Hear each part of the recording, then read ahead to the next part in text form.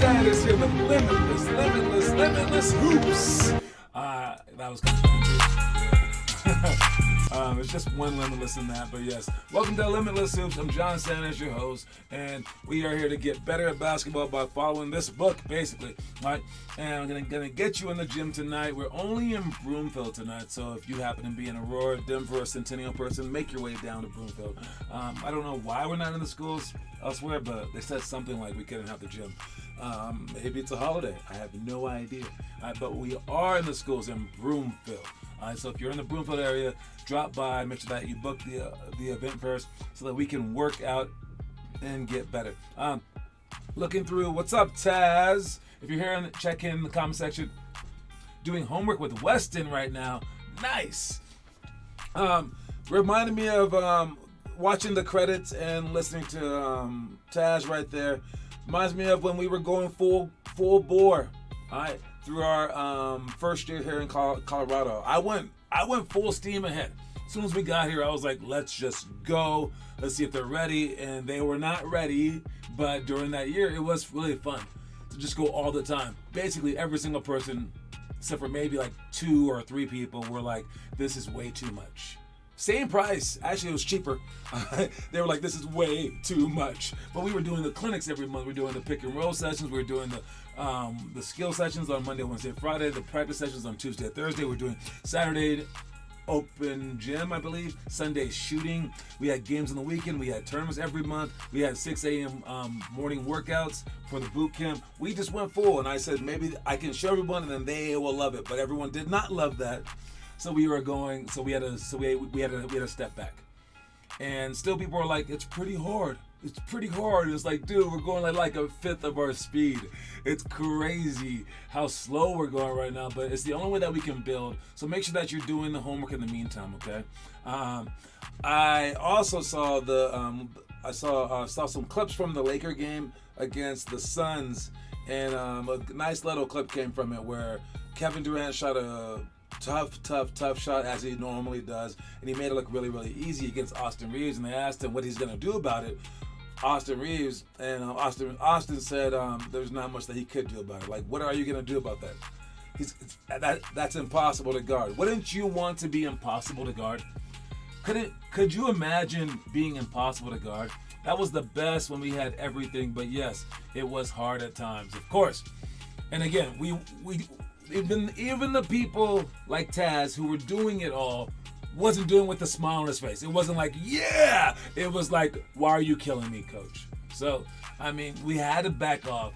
And if we had momentum, I promise you, Taz, if we get back up to that level again and we get, let's say, 10 kids coming to the mornings, you will not have sad mornings. You will not be like this.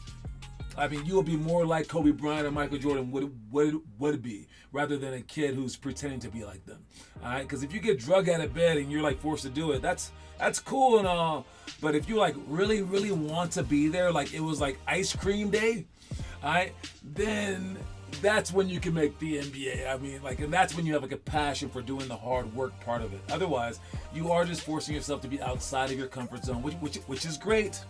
It's a start, but it's not the end-all be-all. So if you want to do that, probably those two things equate. Being unguardable like Kevin Durant, and then being a hard worker like Kevin Durant, where you do the workouts like it's none of your business. Like, dude, like no one could possibly be you. Do you do the workouts like that, as opposed to I'm being forced to do this? That is a huge first step. All right, we're also talking about our Halloween tournament, not this weekend, but next weekend. We have a Halloween tournament just for the 6th grade division. That's the only team that I put into there. If you're wondering, if you're like, well, I want to be in the Halloween tournament, but I'm like a 7th or 8th grader, or I'm like a 1st or 2nd grader. Okay, cool. Really? You want to play? You want to play in a tournament? Really? You want to play in a tournament where you can win the whole thing? All right, bet. Play this weekend. All right, because we have playoffs for you. Now, if you're like, well, I can't play this weekend. I have badminton. I have a chess tournament this weekend. Well, then you missed it. Okay, so make sure that you sign up for it and make sure that you show up to it, because we have playoffs this Sunday for all teams except for the high schoolers. But we have the 4th graders, our 4th grade division. We play our first, second, third, and fourth together. And we also have the sixth graders, which is also the third through sixth. And we have the eighth grade division, which is the fifth or fourth or third through eighth. All right, so that is what it is. So fourth, sixth, and eighth grade divisions. We have playoffs happening on Sunday. Make sure that you book those things. Make sure that you show up. All right. Quote of the day. The quote of the day today is: "Starve the ego, feed the soul." Oh, that's some deep stuff right there. What is that? Like Aristotle? Who said that quote? I don't even know. But starve the ego, feed the soul. I would start with the soul, okay? Your soul is what creates the passion, all right? We have more signed up the 6th through 8th playoffs. We'll see how it goes. We'll see how it goes. The soul is who you are. The soul is like what you're made up of. The soul is the person that either wants to do all the hard work or doesn't. The soul is the person that has the passion inside of you. All right, that's your soul. And when you lose that soul through, like, let's say just boredom, laziness, maybe someone like demoralizes you, and someone steals the soul and the heart of you, that's a bad thing, because then you don't have the motivation to keep going.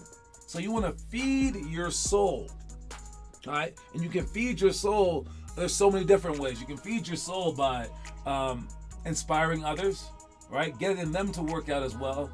Like maybe Taz is the one that made Weston work out with him today. Maybe, right?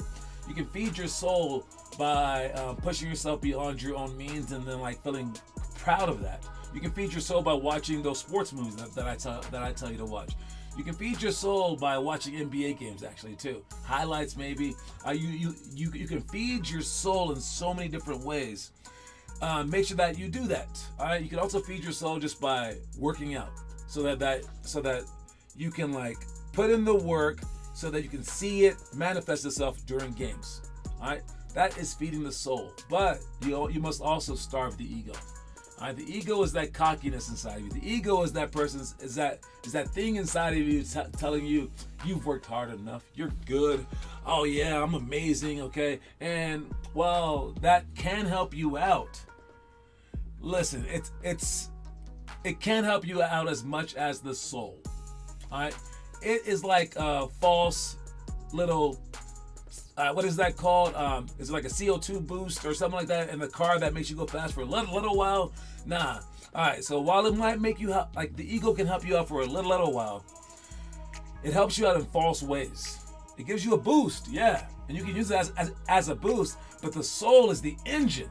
The soul is what gets you going from like A to Z. The ego might get you going from A to B or from C to D, but the soul gets you going from A to Z.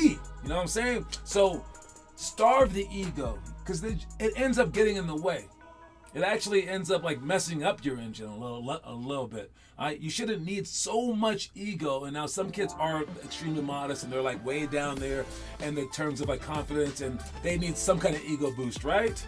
They need some kind of win, right? But dude, it's false. It's a false idol to prey upon the weakest part of you. All right. So starve your ego. And how you can starve your ego? By humbling yourself. Starve the ego by, again, like watching the NBA and realizing how much further that you have to go. Starve the ego by challenging yourself against better competition. All right. Starve the ego. Feed the soul. That's the quote of the day. Don't forget it. You got some push-ups going. Friday's push-ups are 6 for the 1st through 4th graders, 12 for the 5th through 8th graders, or 18 for the high schoolers. If you don't know this quote of the day and you can't say it when I ask for it during the practice, so write it on your hand, write it on your forehead maybe. Starve the ego, feed the soul. Moving on to our itinerary. Our itinerary today is going to come up. There you go. All right. In the future, the stuff that I want you guys to post online, we got bank shots, 0, 1, 2, 4 touch middle, pick and roll, split to drive, heads, tails, chair dips, knee jumps. So if you come to a workout next week, that's what we're gonna be doing. Make sure that you post that online, yourself doing it from 5 to 10 minutes. And if you want to see like, well, I don't know exactly what to do or whatever, all right, what you want to do is you want to go to our website and you can see these drills in the show right now. All right, you don't even need the book, right? You can see the drills on the show right now. and then you can go to our website and you can click on the side button, scroll down to the curriculum button, and scroll down to right here where it says drill demos. All right, when you get there, scroll down, and then you just type in the workout. All right, so one of them was like one-on-one high post flash. You can just type in high, spelled with the GH, and then it's right there. If you click on it, the video will pop up. So that's how you can see all the videos. You can also though check our homework section of people posting the videos. So if you click on homework, the videos will be up by tonight. You have great players like Kieran and Taz and Teo posting the homework right here for you. You can click right there to go to whatever drills that they happen to post. Practice. We're not talking about games. We're talking about practice. Dribbles. We got right there is the high post drill right there. Right here's the curl jumper series, stuff that we're doing. Again, you can see all the stuff that we're doing just from these players who are choosing to post the homework. So you can be like them, or you can learn from them, or it can be a mixture of the two. All right, so all that stuff is on there. Plus our monthly homework is right there. This month's homework is the Nash drill, which is super duper hard. We've been doing it before practice, so show up early if you can. All right. As for these, for the drills that we have done right here, we got hold your follow through our push-ups, 1 minute shots, 8 or 14 on run, diagonal pro hop layups, direct Euro step, pick and roll, drive to shot, hurdle, reverse lifts. This is stuff that we have done in the past. If you weren't good at this stuff, post it again. Try it again. All right. So this is for the past stuff that we've done. Now for the stuff tonight, we always choose the middle school. Until we have multiple hours, we're just gonna do the middle school stuff. All right. So that's numbered scissors shots, pick and roll slip, 2-ball dribbles, under the chair dribbles, curl jumper series, and then one-on-one high post flash. And just so you can see it to believe it, I'll show it to you right now. Let's start with the number scissors shots. Alright, so I will be in the middle, and you guys will be doing scissors. When I call out your number, either 1, 2, 3, 4, or 5, that is when you shoot the shot. You shoot the shot, then you go back to it. But make sure that you're looking at my hands dribbling. This is a dribbling drill mixed with the shooting drill. Make sure that you pop up and shoot the ball immediately, but make sure that you're able to look up while dribbling the ball between your legs. Next drill. Again, all these are online. Next drill is pick and roll slip. We go side to side to side and then just slip like that. But we're not gonna do the whole thing, okay? We will just have a person waiting by a cone and then slipping. Right? We're gonna go side to side to side and then pass that slip pass. Right? You're gonna catch the ball from your knee to their knee, sprint, and then swing that ball with the correct side hand. We might do this from both sides, but this is how the actual drill goes. Boom. Just gonna go and then score.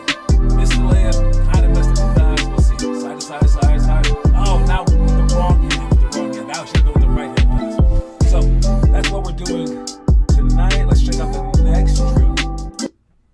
Next drill, we got 2-ball dribbles. This could be a ton of things. I won't even go through them all here, but it can be like this, it can be like this, it can be like that. Whatever I tell you to do, okay? Whatever you guys do it on your back, I don't know. It's whatever I say, but the 2-ball dribbling drills, these are the main ones. Make sure that you go as low and as fast as you possibly can. Next drill, we have under the chair dribbles. We go with 15 dribbles with the right, 15 with the left, and 15 with both, and then you repeat. Now you want to stay in the stance, not be on your knees and stuff like that, because you want to dribble low so that you can make this muscle right here stronger. Right? What is this called? A forearm or something like that? You're going to make that strong. You want to dribble the ball like this, not like this. Alright? Not like that. You want to dribble like this. Your fingers spreaded under control. You're going to get that muscle stronger so that you can dribble lower. Because if you can dribble that low, they have to guard you differently. Okay? If you can dribble that low, no. If you can dribble that low, the defense will have to play so low to try to steal the ball that you can go easily around them. Or if they're not easy to go around, they're going to be too high to even steal the ball. So it's like a paradox that you've placed them in, okay? Try to understand that. Next drill. Curl jumper series. Now you can start on the block, spin the ball straight up to the elbow. Then you're going to curl around, step into it with the inside foot first, 1, 2, and shoot the shot. Then you're going to do the same exact thing, but now you're going to pump fake that.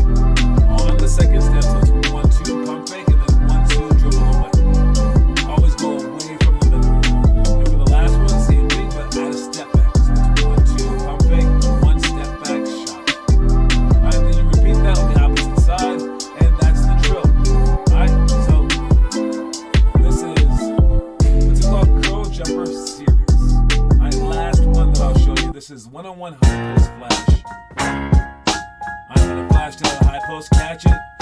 Make sure that your foot stays forward so that the defense can't get into you. The defense sees that your foot is in the middle. You guys should attack. Alright, but you should put your foot right into it, your elbow right into it, then you attack. And it's one bounce net to go score. You can just shoot it, break the ball through, spin move, fake spin, something like that. One-on-one, high post, flash. You do this in games, especially in like zone or something like that, but you can flash at any point in time if you're not paying attention. You can attack strong for the one-on-one game. Alright, let's check the homework. Who's been posting homework? Has anyone been posting homework? I always ask. You guys never doubt. All right, triple cross repeat for Joey right there. The curls with Weston. All right, we got Matt Bird. So that's Huxley Bird with the post that says practice. Double bounce between the legs. I like that. All the drills from Teo. Posting an hour-long video for his workout. Great job with all this stuff, you guys. I think Joey's getting better. I've looked at him doing all this stuff. I like it. All right, great job. Anyway, great job, everybody. Make sure that you are posting. The videos will be uploaded by tonight. Okay, if you're here again, check in the comment section so that I know that you're here. But next is the story of the day. Let's watch it to see what we're talking about today.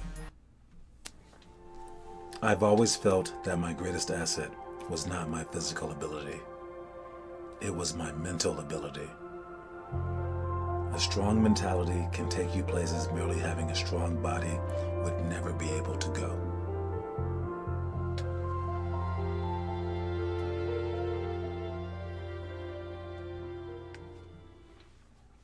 So as somebody whose body, as a human being whose body is definitely getting weaker this time, I must say that having a strong mind trumps having a strong body. I miss having a strong body, but having a strong mind, man, having a strong body is it's like you're amazingly blessed if you have a strong body.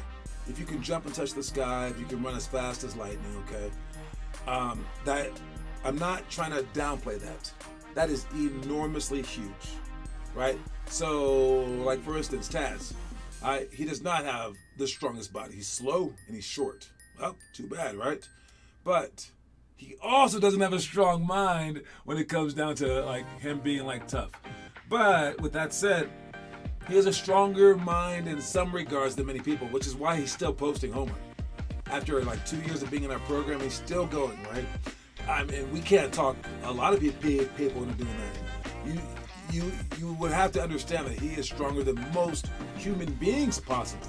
All right, but he knows where he lacks, and he definitely lacks in being able to control his temper, to control his moods and stuff like that, or being able to try when he doesn't want to. But since he has a weaker body, you almost have to have a strong mind if you want to make it. All right. And for those of you guys with strong bodies who are long and lean, and you're going to be 6'5" one day, you having a strong mind equates to even larger goals. It allows you to do even more things in life. All right. So for either person, whether you are born with it, with the genes, or not born with it, having a strong mind will help you get further. And if you're born without it, if you're born without the genes, having a strong mind actually trumps everything else. You don't need the body if you have the mind. All right? Now, you can get by and stuff like that. And the best part is this. The best part is people that have the body and were born with everything are usually some of the weaker people mentally. And then the people who are small or whatever, are slow, they're weak too. But they're weak for different reasons. Right? The big jock guy is weak because he's resting on his laurels. He's going, I'm so good. And then the slow, chubby guy, he's weak because he's always been told that he can't do it. Right? So if you can have a strong mind, I think that as rare as it is where people can like fly and dunk, it's rarer. It's more rare for someone to have a strong mind. So that can be, and the cool part about it, the best part about all this is this. When you're short, you can't make yourself taller. When you're slow, it's ridiculously hard to make yourself faster. It's a lot of jump ropes, a lot of sprints. But when you're weak-minded, you can actually improve that. All right? And it does take a long time, but you can definitely improve that. Heck, if you're strong enough, you can improve it overnight. You can just decide one day I'm gonna do this, and it might take like a traumatic incident to improve it in one day, but it's possible. All right? Minds can change very, very rapidly. The mind is like one of the greatest weapons, instruments, muscles in our body. All right? We don't even like, I've said this before, we don't understand the oceans at all, like the deep parts of the oceans, but we also don't understand the universe because it's way too large. The only thing that we don't understand more than that stuff is the human mind. We have no idea. All right? So if you can make that thing strong, it's almost like a magical element. All right? So might as well do it. All right? Make your mind stronger day by day, and it'll lead you to places that you never thought that you could get to. All right. Next thing, we talked about the movie of the day. All right, but I did post a thing with The Sandlot. We're talking about The Sandlot. All right. So if you happen to see that, cool. If you didn't see it, you know what? I think I can show it. I think. I don't know actually. I honestly don't know if I can do this. All right, let me see if I can see it. My videos, library maybe. Is it in there? Is it in here? I don't even know how this works. So I'm not used to looking at my own videos. Subscriptions, uploads, nope. No, I can't find it. I really can't. It happens. Is it right there? Nope. Seriously, it's like nowhere to be found. Maybe. Okay, wait. Last thing. Nope. Anyways, you can see it on our page. I really don't know how to get to it. If I click on home, yeah, I don't know. Oh, there we go. Now I got it. All right, let's watch that. It's a clip from The Sandlot. Me talking about The Sandlot. Let's watch it real quick right here.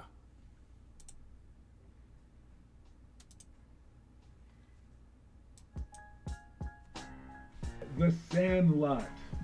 I'm sure you've heard of it. If you haven't watched this movie, you've definitely heard people quote the lines, "You're killing me, Smalls," things like that. Man, this movie's fantastic.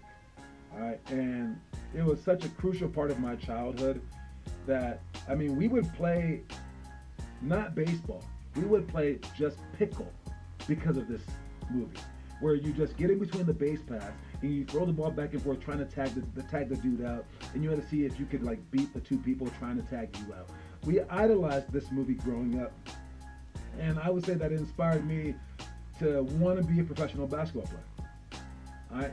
Even though it's a baseball movie, it inspired me to want to be a professional basketball player because I saw that you could like come from basically dirt nothing to being something. And this movie works on different levels too, because the entire team is made up of different types of kids that you're going to identify with at least one of the kids. And they even have like a shy kid who can't even like, catch a ball, and it becomes magical during that part. They have a bad guy that you never see, and I guess he never sees you either. Spoiler alert. But there's this level of magic and mysteriousness in this movie that can't be matched by any other movie. So I'm going to give it a 50 out of 50 stars, and just because of its legacy. The Sandlot is one of those movies that any age can watch this movie, from 3 years old to 90 years old, and you're going to love this movie. And it kind of spells out what sports mean to us, down to like a baseball with someone's autograph on it carrying a lot of weight in someone's life, down to like your friends just getting together outside and playing baseball. being like the key moments to your life. All right, this movie is the epitome of why we play sports. So watch the movie Sandlot, 50 stars out of 50. You gotta watch this movie, all right? There you go. Watch the movie Sandlot. I don't even know if you could hear that. It was kind of low in volume. But yes, the movie Sandlot, it's just really, really cool movie. All right, so I know it's the second grade movie for the month, but any age, watch that movie. I know he gave you guys a whole bunch of movies to watch, but watch the movie for your grade, or at least watch Sandlot. All right, let's get to the trivia question today. All right, the trivia question today, brought to you by me because I'm bringing you stuff, all right? So if you're trying to do the trivia, you got Kieran Louth with 5 points, Caleb with 3, Teo with 2, Austin with 1, and Vaughn with 1. I believe one other person has 1, but you just haven't made the top 5 list yet. So let's see if you can catch up right now. You have until the end of the month. Whoever gets the most at the end of the month wins the $50 coin for the month. The trivia question today is, in his first career game, since we have the regular season is about to start. We're done with the preseason with the NBA, but the regular season is about to start. In his first NBA game, I mean, you're wondering what Wemby's going to do, right? What Scoot Henderson is going to do. I'm asking you, though, in his first NBA game, what did the 18-year-old phenom LeBron James score in his first NBA game? That's the question. What did the NBA phenom LeBron James score in his first NBA game? Not the preseason game, but his first regular season NBA game. You have 3 minutes to answer until the end of the show. First person to answer is the winner. You can only guess one time. How many points did LeBron James score in his very first game? I can tell you that the game was, he grabbed 6 rebounds that game, dished out 9 assists. He also lost the game, and it was against the Sacramento Kings. Like his first shot was like a fadeaway, so he at least scored one. No, his first shot was either fadeaway or dunk. Like then you got a breakaway dunk. He started from dunk first. Yeah, 25 points. Is that it? That is the answer right there. And we got Taz with the answer. Great job, Taz. I see you, man. All right, that was your first point for the month. Looks like you're on the list now. Great job. All right. Last thing I'm gonna talk about is this stuff. All right. Why are all the centers dominating now? It's really funny how that lasts. When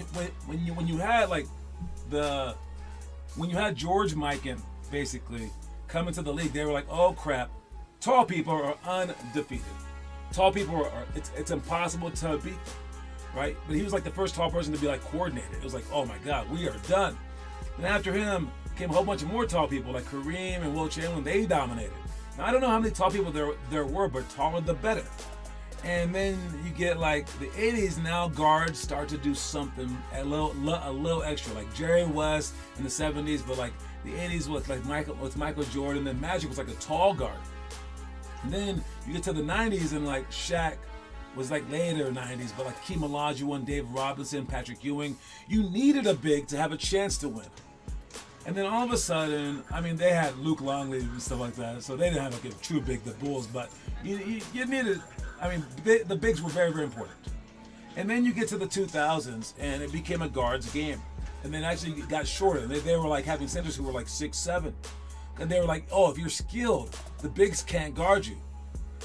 But within 15 years, the bigs got skilled. But not a lot of them, but enough. So now when you have a skilled big, what are you going to do against these guys? You can't guard them with Steph Curry. So now bigs are coming back in style, but they're all from Europe, which is crazy. So it's these waves that just keep happening. What I say is stick to your guns. However you're made, make that the next big wave. So if you're oh, I'm not tall enough, it'll go back in your style if you can dominate enough. Oh, I'm just too big. Hey, don't worry about it. Become really, really skilled too. All right. So this just tells me don't worry about it. Just become dominant, and you can dominate from your angle of things. Anyways, don't forget that the quote of the day, you guys, is starve the ego, feed the soul. I'll see everybody in Broomfield tonight. Make sure you guys come, bring your basketballs, work hard, and let's get this thing, man. I'm totally hyped. I am playoffs this weekend. Sign up. Peace out, y'all.